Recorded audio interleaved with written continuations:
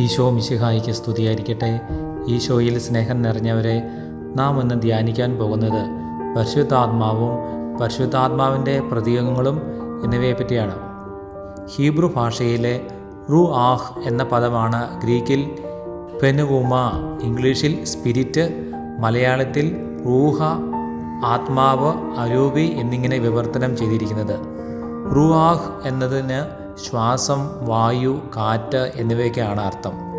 ഇവയെല്ലാം അരൂപിയുടെ പ്രകൃതിയായ ചലനാത്മകതയെ സൂചിപ്പിക്കുന്നു. ദൈവത്തിൻ്റെ അരൂപി റൂആഹ് എലോഹിം ആണ്.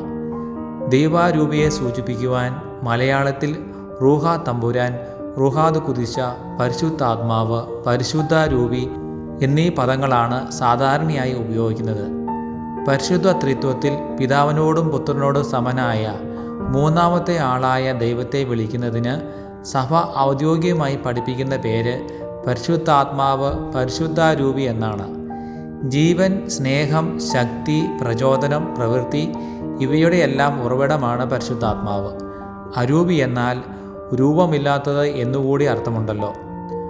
ആദിയിൽ തുടങ്ങിയ പരിശുദ്ധാത്മാവിൻ്റെ ദൗത്യം കാലത്തിൻ്റെ പൂർണ്ണതയിൽ ക്രിസ്തുവിൻ്റെ മനുഷ്യാവതാരത്തിലും രക്ഷാകര കർമ്മത്തിലും സജീവമായതിനു ശേഷം അവിടുത്തെ തിരുവുത്ഥാനത്തോടുകൂടി തിരുസഭയിൽ ഇന്നും സജീവനായിരിക്കുന്നു. പരിശുദ്ധാത്മാവിനെ നമ്മുടെ നയനങ്ങൾ കൊണ്ട് കാണുവാൻ കഴിയുകയില്ല. എന്നാൽ എപ്പോഴും അവിടുത്തെ അനുഭവിച്ചറിയുവാൻ ഒരു വിശ്വാസിക്ക് കഴിയും. പരിശുദ്ധാത്മാവിന് ധാരാളം പ്രതീകങ്ങളുണ്ട്. അവിടുത്തെ പ്രവർത്തന രീതിയെ പ്രതീകങ്ങൾ സൂചിപ്പിക്കുന്നു. അവിടുത്തെ അറിയുവാൻ വിവിധങ്ങളായ പ്രതീകങ്ങൾ ബൈബിളിൽ ഉപയോഗിച്ചിട്ടുണ്ട്. ജലം, അഗ്നി, പ്രാവ്, ദൈവത്തിൻ്റെ വിരൽ, മേഘവും പ്രകാശവും, അഭിഷേകം, കാറ്റ് തുടങ്ങിയവയാണ് അവ. പരിശുദ്ധാത്മാവിൻ്റെ ഏറ്റവും പ്രധാനപ്പെട്ട ഒരു പ്രതീകമായിട്ട് അറിയപ്പെടുന്നത് ജലമാണ്. പഴയ നിയമത്തിലും പുതിയ നിയമത്തിലും ജലം പരിശുദ്ധാത്മാവിൻ്റെ പ്രതീകമായി ഉപയോഗിച്ചിട്ടുണ്ട്.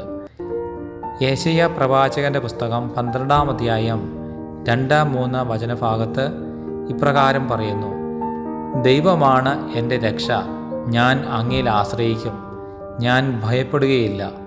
എന്തെന്നാൽ ദൈവമായ കർത്താവ് എൻ്റെ ബലവും എൻ്റെ ഗാനവുമാണ്. അവിടുന്ന് എൻ്റെ രക്ഷയായിരിക്കുന്നു. രക്ഷയുടെ കിണറ്റിൽ നിന്ന് നീ സന്തോഷത്തോടെ ജലം കോരിയെടുക്കും.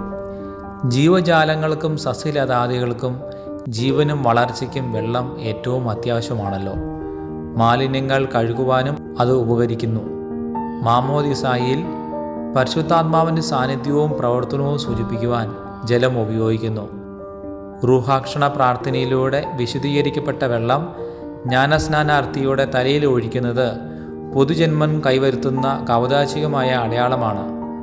പാപം വഴി ദൈവത്തിൽ നിന്ന് അകന്നുപോയ ഇസ്രായേൽ ജനത്തെ ഒരുമിച്ച ദൈവം അവരെ വീണ്ടും ഒരുമിച്ച് കൂട്ടി ഒരു പുതിയ ജനതയാക്കുന്നതിനെക്കുറിച്ച് പറയുന്നത് ഇങ്ങനെയാണ്. എസെക്കിയേൽ പ്രവാചകന്റെ പുസ്തകം 36-ാം അധ്യായം 25-ാം വാക്യം: ഞാൻ നിങ്ങളുടെ മേൽ ശുദ്ധജലം തളിക്കും, നിങ്ങളുടെ എല്ലാ മാലിന്യങ്ങളിൽ നിന്ന് നിങ്ങൾ ശുദ്ധീകരിക്കപ്പെടും. ജീവജലം എന്ന വാക്ക് പഴയ നിയമത്തിലും പുതിയ നിയമത്തിലും പരിശുദ്ധാത്മാവിൻ്റെ പ്രതീകമെന്ന നിലയിലുണ്ട്. കർത്താവിൻ്റെ ദിനവുമായി ബന്ധപ്പെടുത്തിയാണ് പഴയ നിയമത്തിലെ ജീവജലത്തെക്കുറിച്ചുള്ള പരാമർശം. സക്കറിയ പ്രവാചകന്റെ പുസ്തകം 14-ാം അധ്യായം 8-ാം വാക്യം: അന്ന് ജീവജലം ജെറുസലേമിൽ നിന്ന് പുറപ്പെട്ട് പകുതി കിഴക്കേ കടലിലേക്കും പകുതി പടിഞ്ഞാറേ കടലിലേക്കും ഒഴുകും.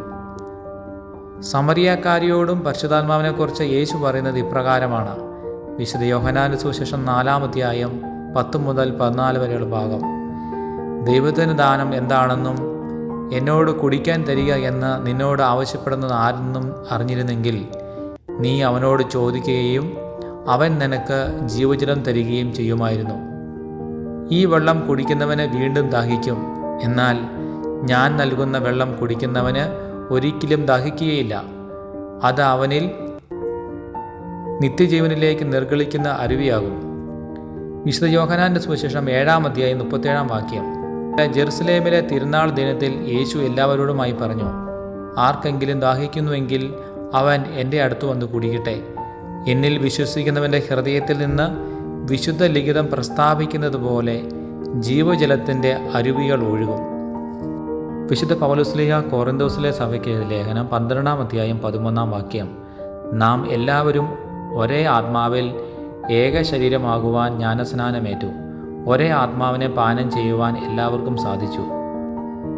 വീണ്ടും യോഹന്നാന്റെ സുവിശേഷം 19-ാം അധ്യായം 34-ാം വാക്യം. അങ്ങനെ പരിശുദ്ധാത്മാവ് ക്രൂശിതനായ ക്രിസ്തുവാകുന്ന 1 യോഹന്നാൻ 5:8 ഉറവിടത്തിൽ നിന്ന് പുറപ്പെടുകയും നമ്മിൽ നിത്യജീവൻ ഉദ്ഗമിക്കുകയും ചെയ്യുന്ന സജീവം ജലവും കൂടിയാണ്. കൂടാതെ യോഹന്നാന്റെ സുവിശേഷം 7-ാം അധ്യായം 8-ാം വാക്യം, പുറപ്പാട് 17:1-6 വരെ, യേശയ്യ 55:1, 1 കൊറിന്ത്യോസ് 10:4, വെളിപാട് 21:6, വെളിപാട് 22:17 എന്നീ വചനഭാഗങ്ങളിലും നമുക്ക് പരിശുദ്ധാത്മാവാകുന്ന ജലത്തിൻ്റെ പ്രത്യേകതകളെപ്പറ്റി നമുക്ക് കാണാം. സ്നേഹസ്വരൂപനായ ഈശോനാഥ, മാമോദിസായിലൂടെ ഞങ്ങളിലേക്ക് ചൊരിയപ്പെട്ട ജീവജലത്തിൻ്റെ ഉറവിടമായ പരിശുദ്ധാത്മാവ് കൂടുതലായി ഞങ്ങളുടെ ജീവിതത്തിൽ ഉജ്ജ്വലിക്കുവാൻ വേണ്ട ആത്മീയ ദാഹവും വിശ്വാസവും നൽകി ഞങ്ങളെ അനുഗ്രഹിക്കണമേ എന്ന് പരിശുദ്ധ അമ്മയോട് ചേർന്ന് ഞങ്ങൾ യാചിക്കുന്നു. ആമേൻ.